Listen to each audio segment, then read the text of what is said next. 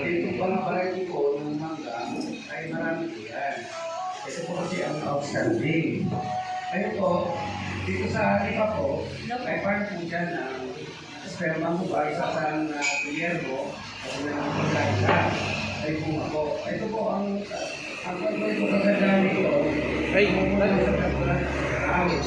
Ano na ito, ako po pagkakas ko ay yung managayan, ay kaani na po yung mangga, ay may bunga na po. Sige man. Abo. Kap. Yung po, mga nakakabili yan, 3 times a year, 5 times a year, binibisita po yung kanilang mangga.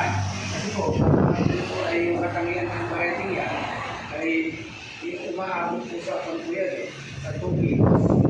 E kung naman po napakabili yan, ay binang regalo. Yung mga po, ay wala po akong market niyan.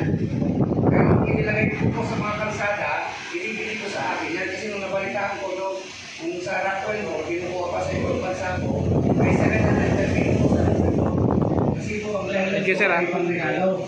Ako naman po ay binibenta ko lang po sa kanila pagka season, pag nasabay po sa season, binibenta ko lang po na yung pulso.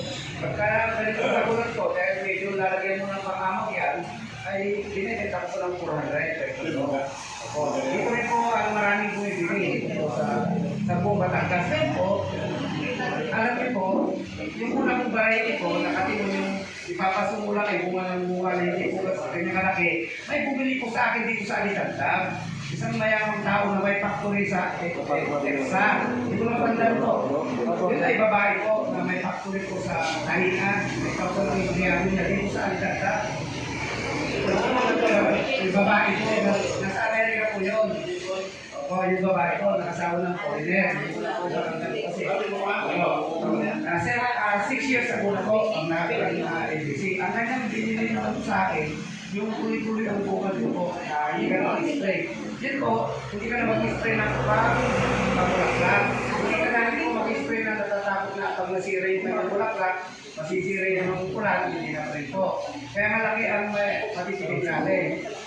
Yan po ay tissue culture. Alam niyo po yung pagbabarayati kasi pag-uyan yung sa pamagitan ng hangin at insekto. Kaya ginawa ko po, pinipili ko lang po yung mga lalaki, yung ginagaling ko po. Tapos siya ay tissue culture sa laboratory. May mga tissue culture laboratory ko kasi ako. Kaya po, baka sakali, maibigan nyo, kasi po, napakalaki ang potential po nito. Hindi ka tulad ng ating dating mangga na kurikong. Kasi po, hindi nyo po kayo tatanong, ako rin po kayo, 5 years na ako naging speaker sa National Mango Congress at International Mango Congress. Ako po pinaka-speaker sa mga kasi bawat salita, mayroon po akong mga research institution. May research ko po, may tayo po kami lahat para po mapagod yan. Bukod po dyan, eksperto tayo halos lahat sa palalim. Konsultan din tayo sa gobyerno, at sa aming religion, sa Iglesia ni Cristo, pinakakonsultan sa mga libo-libo na farming. Ngayon po, ito po ngayon, ay pwede nyo bisitahin, meron ako 300 dyan. Kaya po may mga sponsor, kung sa atin ng 300 yung mga rallies, mga kasisiman, marami na po ito dito sa Batangas. Kasi nga po, nakakatuwa at may kita kahit na, halimbawa po, may isa, ano po, isang mga ganun pa parang kung mga magkakasisita, pero isa lang po ako sa dito, ay kamahalan yan nabubuhay sa tissue culture yan.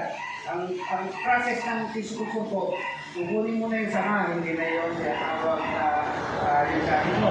Yung tinatawag na buto, saka yung produkto. So, yung sanga, tatawin mo, yung tissue culture mo, tapos yung mother day, produkto.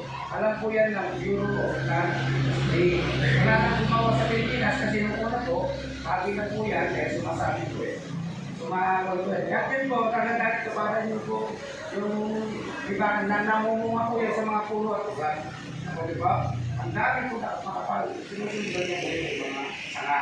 Yan po ang katangian ng mga nakakatuwa po. Ang presyo po dyan ay 3,500. Isusunod po yun. At tulad ng i-drive po dito yun, 1,000 po yun. Kasi po yan, kasi po ay nakakulong po yun sa laboratory. Makikita nyo, iiwan po dito. May search nyo po sa YouTube. Ito po ha. Dinayo ng mga artista ang giant na ito. Makikita nyo sa YouTube yan. Yung mga iba ko. Yung mga kanyo po sa mga puno. Unang hirit, Kajus Teho. Ako po ang pangalan ko sa agriculture. Kajus Teho. Dito po dati si Louie Tabig. Nag-programa din ako dati sa DCRS. Pero hindi na sinusunod sa pitit ko.